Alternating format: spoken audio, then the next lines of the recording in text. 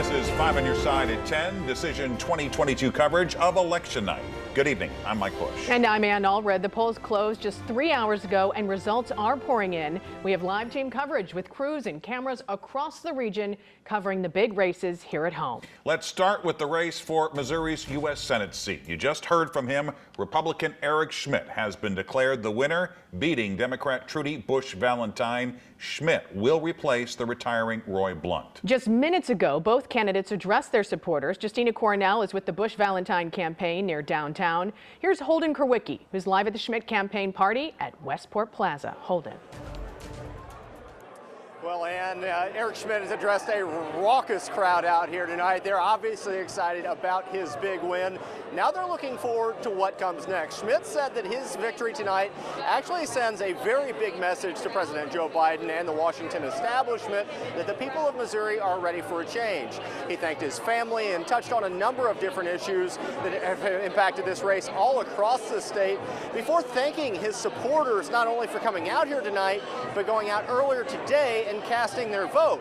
Schmitt even had a message for the people who didn't vote for him. You're going to want to hear it. I want to thank every Missourian who voted in this election, and I want especially those who voted for me. But for those who didn't, let me say this. I hope to earn your trust in the Senate because I intend to be a senator for all Missourians.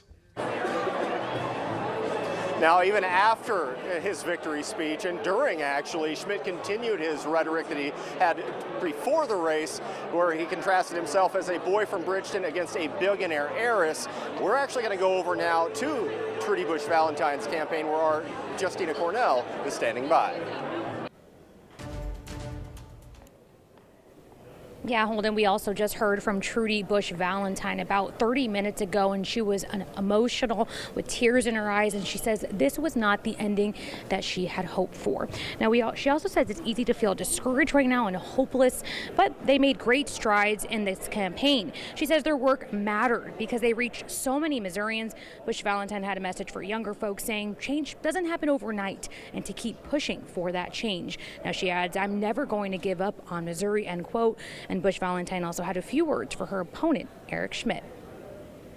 To Eric Schmitt, this isn't the outcome I hope for, but I respect the will of Missourians who have put their trust in you, and I will be praying for wisdom and strength for you as you represent our great state in the United States Senate.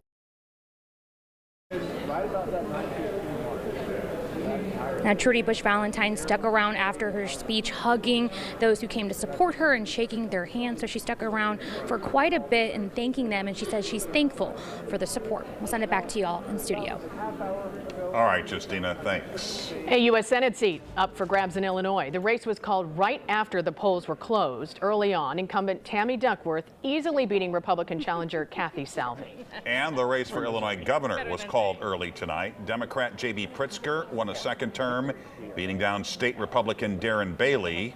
In his victory speech, Pritzker told his supporters the fight for democracy is still at stake. When the rights and freedoms of our most vulnerable people are disregarded, when the welfare and education of all of our children are under siege, when the guardrails of our democracy, the load-bearing walls of institutions of government, the freedoms that this state's most famous son died to protect are under attack, well, then winning is not a luxury but a necessity. So yes, Illinois, I am here and I am ready for the fight. Are you ready for the fight too? Let's look at the tight race for St. Louis County Executive. Incumbent Sam Page being challenged by Republican Mark Mantovani, who ran twice for the job as a Democrat. Right now, Page has a 4-point lead at 51% to Mantovani's 47%. Laura Barczewski is with the Mantovani campaign in Brentwood, but let's start with Robert Townsend. He is with the Page campaign. He's in Bridgeton. Robert.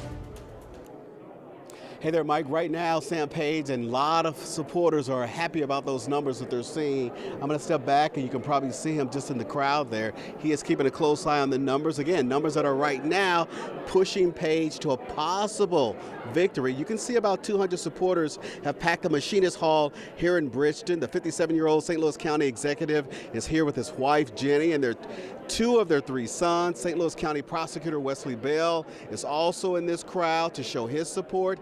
Again, the latest numbers show Page is leading his Republican opponent, Mark Mantovani. Page has about 51% of the votes. Mantovani has 47%. Now, again, that's with 205 of 239 precincts reporting at this hour. Well, that's really consistent with what I heard at the polling places today when I was talking with voters. We had a lot of spontaneous support in all corners of the county, even in traditional Republican areas. Again, the mood right now, of course, is just all electric. A lot of folks here just crossing their fingers that he is going to capture a victory none too soon. Now let's go over to the Mantovani camp. That's where my colleague, Laura Barteski, is. Hey, Laura, what's happening there? Hey, Robert, the room is still pretty full of supporters for Republican Mark Mantovani. I just heard from his campaign manager that he is going to be stepping on stage in about 5 minutes. We were actually going to try and speak to him with you right now, but because he is going to step on stage in about 5 minutes, we will hear from him then. It's been a great night for everybody here, and it's been a really positive night and showing all their support. He's stepping up right now.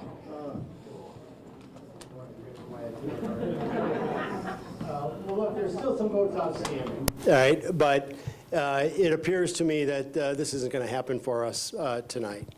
And we can monopolize more of your time to keep you here until you see the last vote, but it seems sort of, I think, presumptuous to drag this out. So, as I said, it appears likely that we're going to be unsuccessful in our attempt to win this election today. And I guess it's incumbent upon me to congratulate the county executive on what will be a victory. And to the extent that he can move forward and work positively with others in the public interest, I certainly wish him well. This community has great potential and needs a leader, not merely an office holder, and I'm sincerely hopeful that the county executive will make a new start and deliver to our community on that need. To the people of the St. Louis area, I would continue to implore you to challenge yourself and the community to address our long-term and historic challenges, economic stagnation, racial and social equity, and the fragmentation of our local governance structure. Did it just get dark, or? I mean, this is hard enough to get through if we don't have to turn this into a something else. So look, I'm disappointed for the future of our community and for all of you. I believe that the outcome that we're seeing tonight is purely my loss, purely my failure. I've always believed, and I've always said, stop it. Leadership requires that you win as a team, but under any circumstances, it's the leader's loss, and so it is tonight. If there's any blame, if we did anything wrong, I don't know what it is, but if we did, that blame is purely mine. There are a lot of people I should be thanking, and people to whom I owe a real debt of gratitude. That starts, I think, with the Republican Central Committee of St. Louis County, who thought outside the box, and in the interest of trying to bring this community together, in the interest of trying to reach across the aisle and give this community the kind of leadership that it hasn't had for decades, made an unconventional choice.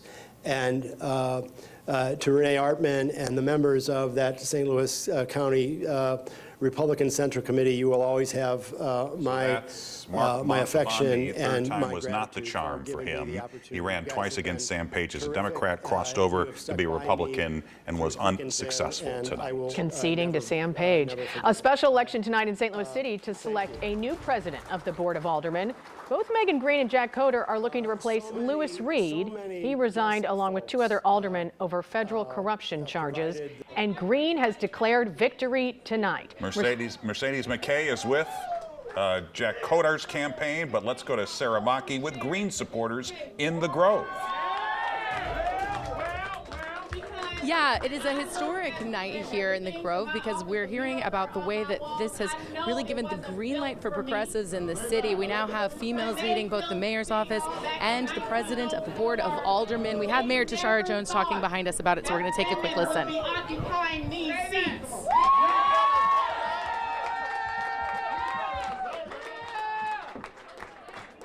Today, St. Louis chose collaboration over confrontation. Today, St. Louis chose progress over the status quo.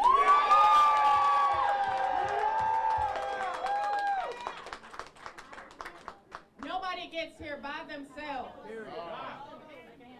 And while we were rocked recently by the scandals where this seat was open, afterwards Megan and I had a conversation and I said, Megan, you gotta run. Come on, Megan. This is your time. You were called for a time such as this.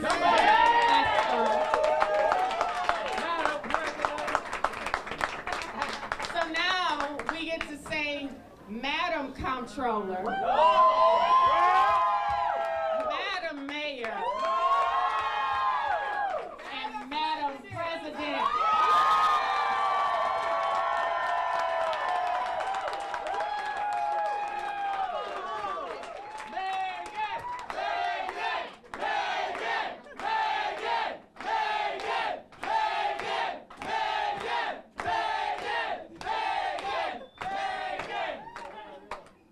The people, united, will never be defeated. The people, united, will never be defeated. The people, united, will never be defeated. The people, united, will never be defeated.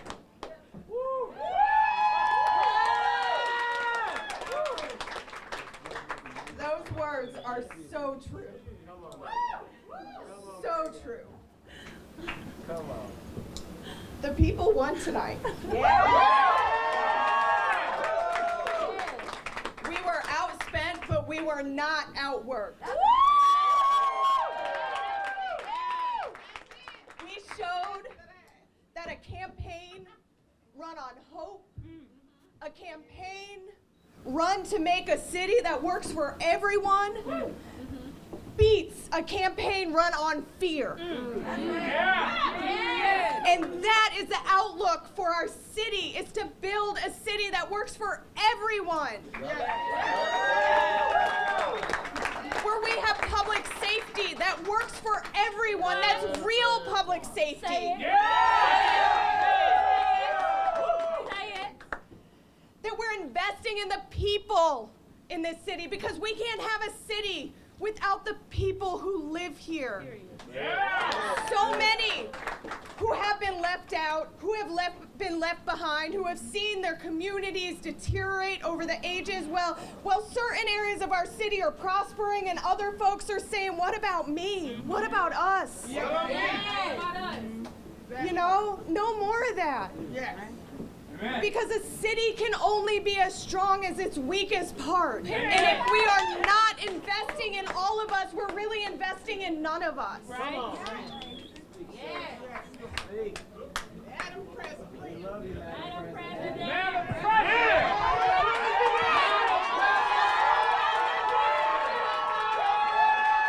So you're hearing from Megan Green right now. She has been accepted accepting the Board of Aldermen presidency. Obviously, Jack Coder's campaign not feeling that kind of love and support.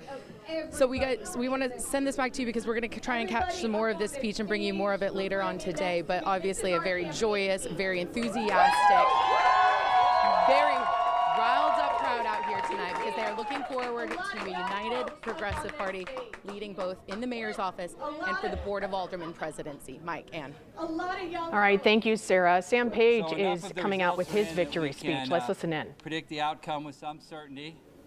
And I'd like to thank the voters of St. Louis County for choosing me to be the county executive for the next 4 years.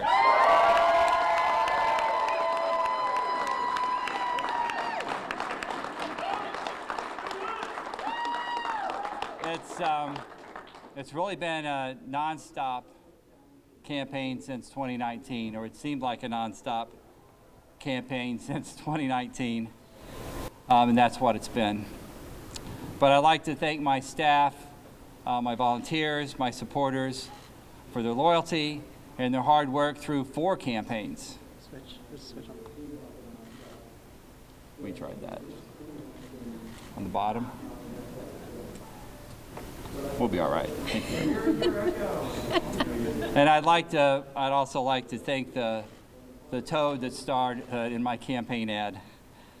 I'd like to thank my Democratic office holders, Wesley Bell, Kelly Dunaway, Lisa Clancy, Rita Days, Yolanda Webb, Jake Zimmerman, all for their timely counsel, and Christine Callis and Vicki England for meeting the challenges of their campaigns. I'd like to thank Mayor Tashara Jones for always picking up her telephone and for not being shy about calling me with advice or question or criticism or complaints. And I'd like to thank all the organizations that endorse me, especially those that are about protecting women's rights, voting rights, working families.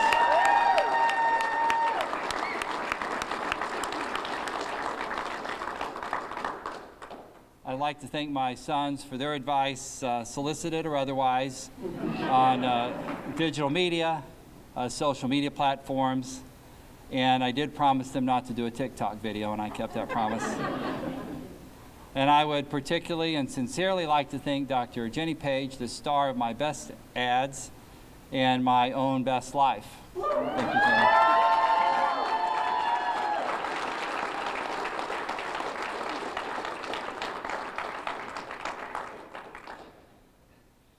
And it's been my privilege to work with dedicated government staff to serve the people, all the people of St. Louis County.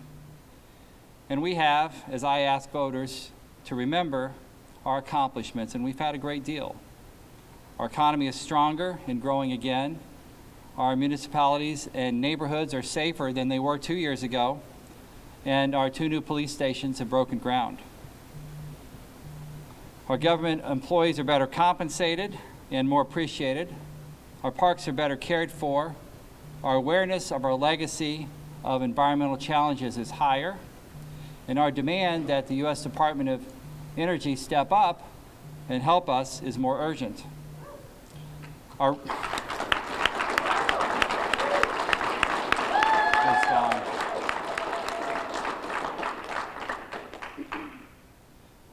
region is more inclined to cooperate than any moment in our history. And we've brought the matter of racial equity into every conversation the government has. And in those conversations, they'll continue. St. Louis cannot grow, cannot be safe, and we cannot until we address race, until there are enough good schools, good housing, good jobs, good transportation,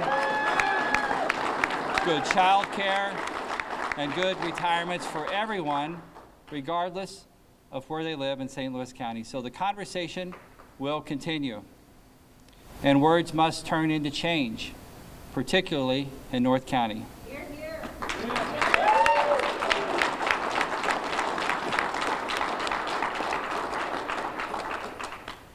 For the most part, we've risen to the challenges that nature and state government have sent us.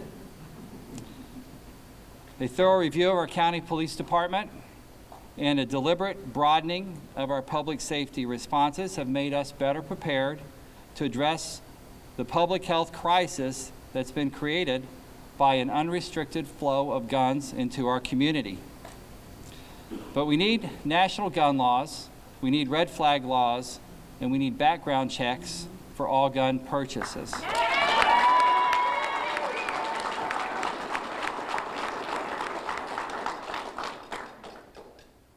A focused public health department and a concerned council majority confirmed by the voters tonight have made us better prepared to cushion the public health crisis created by the state's unwanted intrusion into decisions about abortion more properly made by women themselves.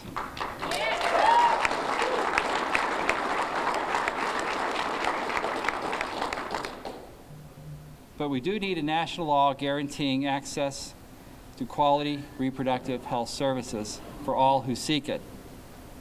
And I want to conclude with some housekeeping issues. We'll all take a day or two off. It's been a long 3-year campaign. And when we return to the business of government, for my part, I can say that all the campaign battles are finished and all the punches thrown and forgotten and forgiven. And I'm happy to put all the differences aside for all the Democrats so we can work together and address our really serious budget challenge that are in front of us. And I reach out with hope to those Republicans willing to walk away from elections and the science deniers who have been the loudest and most dangerous elements of their party. And I congratulate the families of Mark Mantovani and Randall Holmes for a return of their candidates and a return to a more normal life.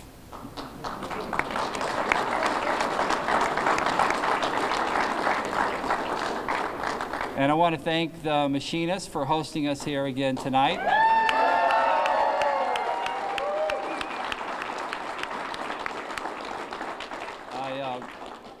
I want to recognize that Jenny's father was a member of the Machinists Union, and she's wearing his 45-year pin tonight in recognition of him smiling down on us.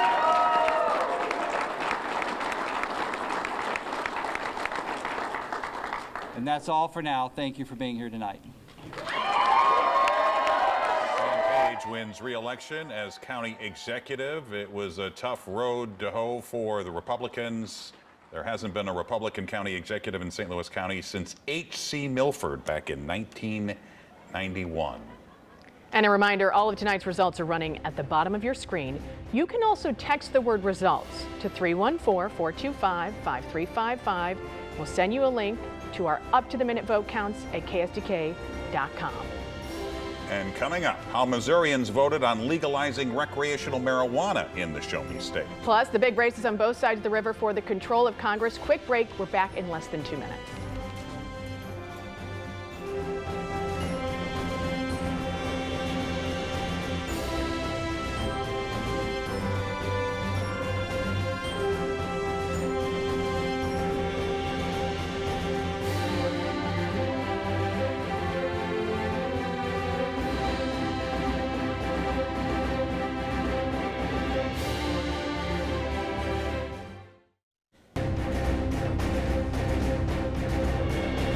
Welcome back to 5 on Your Side at 10 Decision 2022 coverage of election night.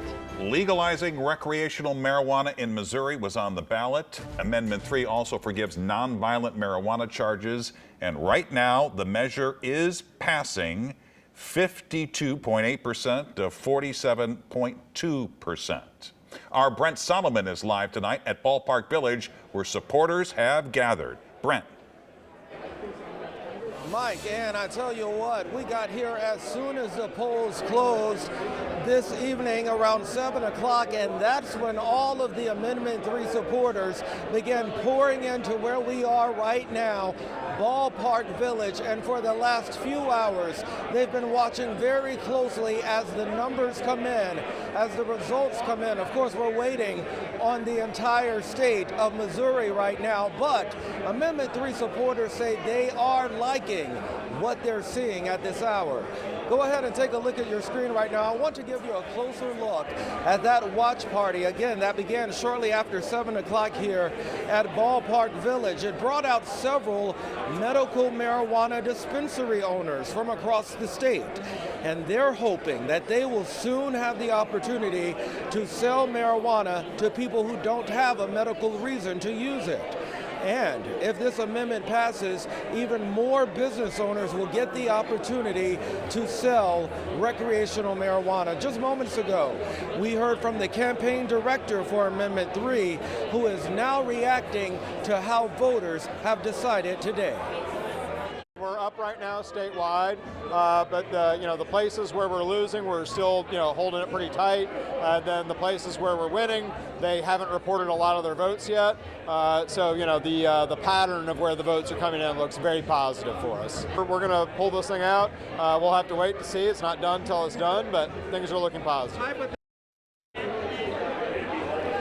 So what happens from here, you might ask? I'm told if this measure passes, the expungement process for those who have convictions of nonviolent marijuana offenses, that will begin to be erased. It will be wiped out. It's an automatic process, so that means offenders don't have to apply to have their record cleared. On top of that, you might be wondering, well, if this passes, when can I walk into a store and purchase marijuana? Advocates say that wouldn't happen until February of 2023. Again, all of this is really something that people here have their fingers crossed, but they say they're hopeful. We'll see what the night brings. We're live in St. Louis tonight. Brent Solomon, 5 on your side. Brent, thank you. Let's get back to the Board of Aldermen race in St. Louis. Mercedes McKay is with Jack Coder's campaign. He just addressed his supporters after losing to Megan Green. Mercedes? And just about under 5 minutes ago, Coder did give his concession speech, and he remained optimistic throughout it all. He thanked everybody, said he was excited to continue working in the 7th Ward as the alderman here. This is his neighborhood here in Soulard. And take a look earlier tonight. There were about 100 people here throughout the night. A lot of people here for Coder supporting him. We saw a couple of familiar faces too. Former St. Louis mayors Lyda Krewson and Francis Slay coming here to show their support. Even people part of the police union. Obviously, he was endorsed by the police union. So there's just been a lot of positive vibes here. The moods have changed up and down. When Green did announce that she did win, declared victory, the mood changed drastically here. But let's take a listen in the Coder's speech. He did remain optimistic throughout it all. The votes are in, and we've come up short, but I'm proud of the campaign we've waged and the efforts we've undertaken the last few months. It's been an honor doing this. I've really enjoyed it, and I have no regrets. He did end his speech by saying the bar will stay open for a little longer, so let's have some fun. So again, still some optimism around here. He is upset about these results, but he's been hugging people, continuing to talk to people. I have seen some tears here, though, after those results were made, after he gave his speech. There are a lot of passionate people here who are passionate about Coder and his beliefs, but he's excited to continue working here in the 7th Ward for the city of St. Louis. For now, live in Soulard, Mercedes McKay, 5 on your side. And there's been a lot of talk about a red wave in Congress, especially in the U.S. House of Representatives, where Republicans are expected to pick up several seats and regain the majority. Missouri's 1st congressional district includes all of St. Louis City and a big portion of St. Louis County, and it's one of 2 Democratic strongholds in the Show Me State. Incumbent Cori Bush seeking her 2nd term, and she has a huge lead over Andrew Jones. She's been declared the victor in this race. Missouri's 2nd congressional district includes portions of St. Charles, Franklin, and St. Louis counties. Republican incumbent Ann Wagner is seeking her 6th term in the U.S. House of Representatives. Her Democratic challenger is State Representative Trish Gunby. Right now, Wagner is leading 56%. This race has not been called, but Wagner has declared victory. Missouri's 3rd congressional district covers parts of St. Charles and Jefferson counties, as well as Jefferson City. Republican Blaine Luetkemeyer seeking his 8th term. And once again, as he seems to every 2 years, he has a large lead over his Democratic challenger. Missouri's 8th congressional district covers most of southern Missouri. That includes parts of Jefferson County. Republican Jason Smith, that's the incumbent, has a big lead over Democrat Randy McCallion of 77%. Jason Smith is seeking his 6th term. Now to the congressional races in Illinois. The new 13th district includes portions of St. Clair, Madison, and Macoupin counties. Democrat Nikki Budzinski worked in the budget office of the Biden administration, facing Republican Regan Deering, community activist, and Budzinski with 81% of the precincts reporting with 52% of the vote. Illinois' new 15th congressional district covers a large portion of central Illinois, including parts of Madison, Jersey, and Montgomery counties. It basically surrounds the 13th district. Republican Mary Miller seeking her 2nd term. Challenged by Democrat Paul Lang, Mary Miller has been projected the winner by a large margin, 70%. And in Illinois District 12, covering southern Illinois, including portions of St. Clair and Montgomery counties, Republican Mike Boss seeking his 4th term in Congress, and he is projected to win. Democrat Homer Markle was trying to unseat him. A lot to analyze here. Let's bring in 5 on Your Side political editor Mark Maxwell, and you're joined by our political analyst, Anita Mannion. Yeah, Ann and Mike, good evening. We've been tracking this big map, the balance of power. This is the big thing everyone watching across the country to see. Will Republicans have that red wave? In the Senate, it's a tougher hurdle. Right now, 46 to 46. It's a 50-50 Senate as it is. If Arizona continues to stay blue, and we give that seat to Mark Kelly right there. And if John Fetterman, who's holding onto a close lead in Pennsylvania, can stay there, that makes it a lot closer. They're also looking at Nevada. They expect that race, if polls hang on, to go to the blue column. That means there's that one seat. We're looking closely to see if Herschel Walker wins that seat or if Raphael Warnock can hold it as well. It could be a 50-50 Senate, a long way to go. And Anita Mannion, why is that? In Georgia, especially, or maybe even Pennsylvania, if we don't have results, we may not know this answer tonight. That's right. A lot of states are different than Missouri in that they're not going to be having their vote totals finished tonight. And in Georgia, if neither candidate crosses that 50% threshold, there'll be a runoff election. We could have just as much confidence the way the vote totals are shaping up. Most of these seats look like they're trending in the Republican direction, but it's too early to tell. We haven't projected that. Let's look at Congress, because this is where you're seeing more of that. We got to back out of this. Still a fun toy here. All right, so is there that red wave? We're already seeing Republicans making that gain, and this is the battleground right here. So we're seeing some of that. What about our neck of the woods? Let's go to the Illinois 13th Congressional District. We just saw that there. This is Nikki Budzinski. She's got a lead by about 6,000 votes already. If she can hold that seat, and if we can go here to the northwest corner of Illinois, this is another close race where Eric Sorensen, a former TV weatherman, is hanging on to that seat. Let's go back to the balance of power and see if the Republicans do take that majority. Speaker Kevin McCarthy, maybe. Who knows? What does it look like on Capitol Hill? That's right. So what this would mean is if the Republicans take control of the House, that January 6th committee, that's over. What we have instead are investigations into the Bidens, into withdrawals in Afghanistan, into media companies. So the Republicans will have lots of opportunity to push their agenda. And once more, a mixed bag when it comes to the MAGA Republican, the Trump-style Republican. J.D. Vance winning his Senate seat in Ohio. He led in the polls there, but we're seeing some results in Arizona, still early on the West Coast. Right. Some Trump-style candidates out there trailing by wide margins. So we're going to learn a lot tonight about which style of Republican Party is actually rushing to power in Congress. Mike and Ann? And Anita, it could be days before we actually know what the Senate looks like. Is that right? Absolutely. And if Georgia goes to a runoff, it could be a month before we actually know. That's scheduled for December 6th. Let's talk a little bit about how abortion and the economy really were the 2 factors going into today. Right. Let's look, actually, there's a really good race we can look at. Let's back out. We're going to back out of this, actually, and go to the Missouri 2nd Congressional District. You guys were just talking about that. Let's see. We're going to zoom out of this guy, and we're going to go back to Missouri if we can. There we go.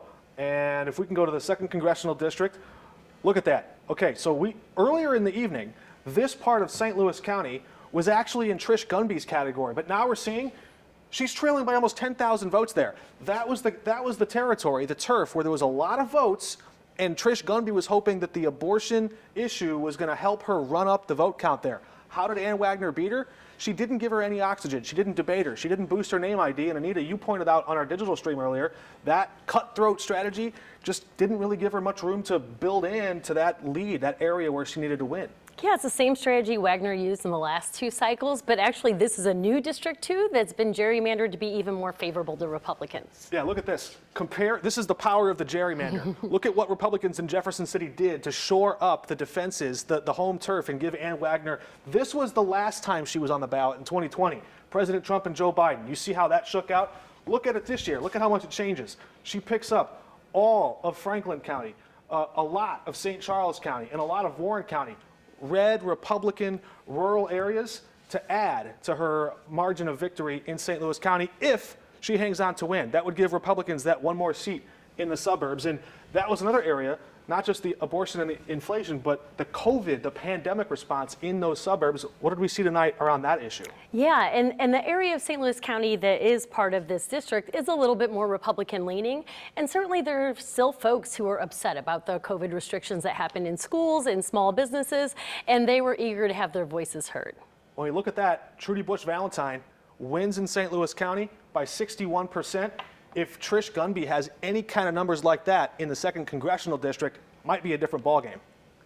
Anita, Mark, thanks very much. And we have more Decision 2022 coverage coming up. Straight ahead, we're going to take a look at some of the big national races.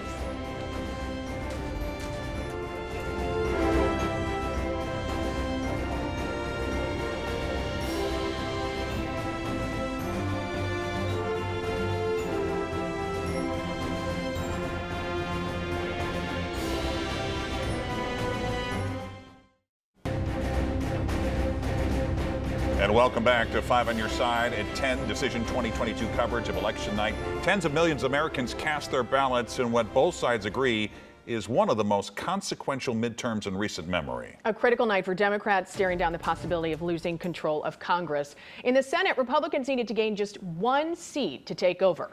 Democrats put their faith in Pennsylvania, hoping it would be their gateway to success. Still too early, too close of a race to call. You can see that 49 for John Fetterman, 48 for Dr. Mehmet Oz. That Senate seat was left open because of retiring Republican Senator Pat Toomey.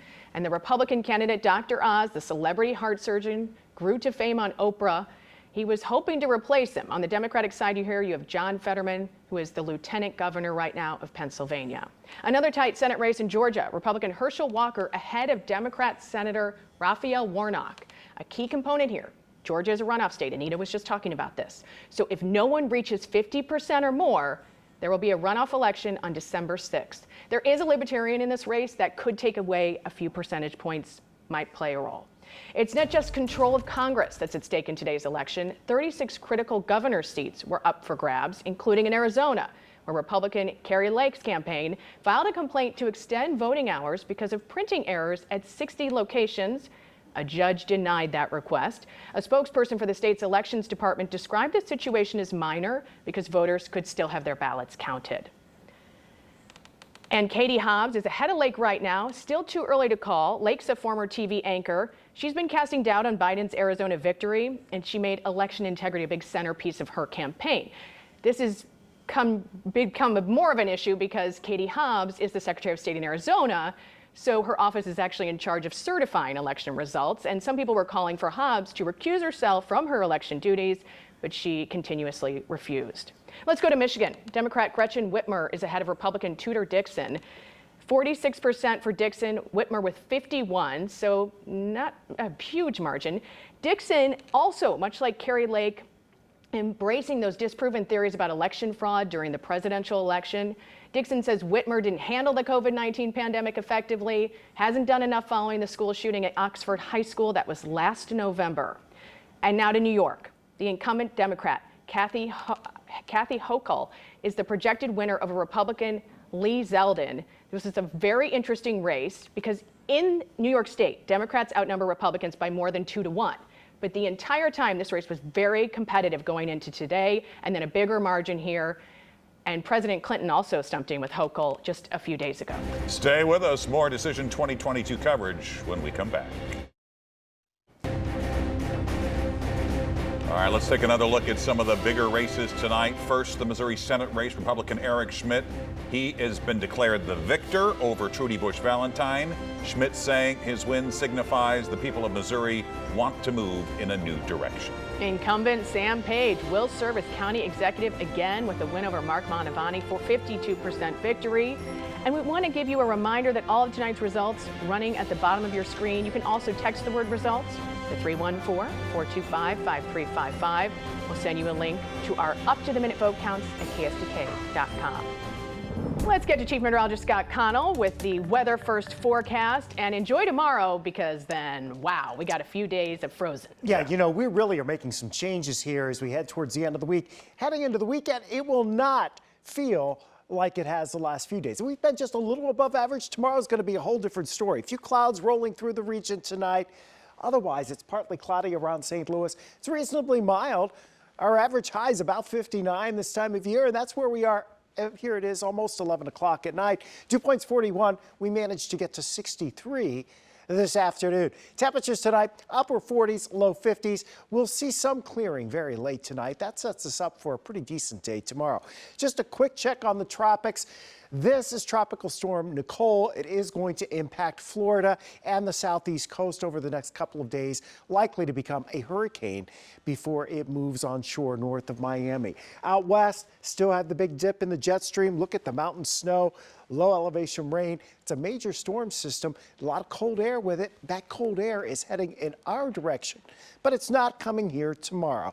Near record high temperatures tomorrow, close to 80 degrees around the St. Louis area, upper 70s, flirting with 80, mostly sunny, winds out of the south at 5 to 10. The changes happen as we go into Thursday night, into Friday morning.